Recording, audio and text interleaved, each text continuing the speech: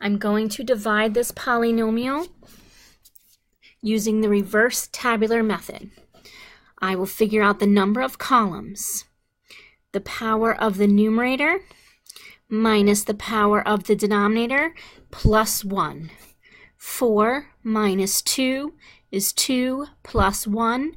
There will be 3 columns.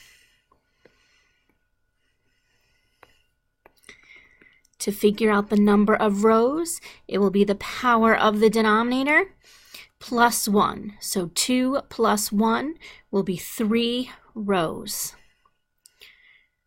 I will fill in the dividend, 2x to the 4th, 14x to the 3rd, 1x squared, minus 21x, minus 6 around the outside of the box. And I will fill in the divisor, 2x squared. Remember, there's no x term, so I must hold the place with a 0x and a minus 3, otherwise my boxes will not line up.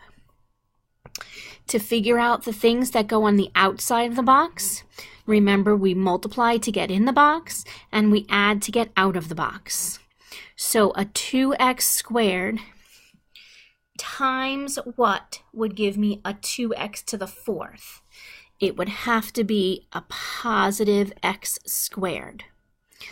X squared times 0x would technically be 0x to the 3rd, but I will just write 0. X squared times negative 3 is a negative 3x squared. The next diagonal has to pop out to be a 14x to the 3rd, so I already have 0, which means I must have a 14x to the 3rd in the missing box.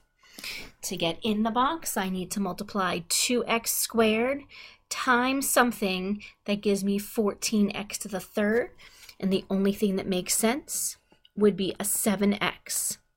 7x times 0x would be 0x squared. Again, I will just write 0. 7x times negative 3 is negative 21x. My next diagonal has to pop out and be a positive x squared.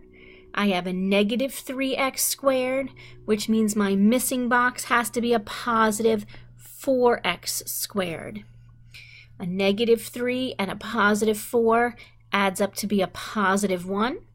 So in order for that box to make sense, up top would have to be a positive 2. 2 times 0x is technically 0x. Again, I will just write 0. 2 times negative 3 is negative 6. There is no remainder.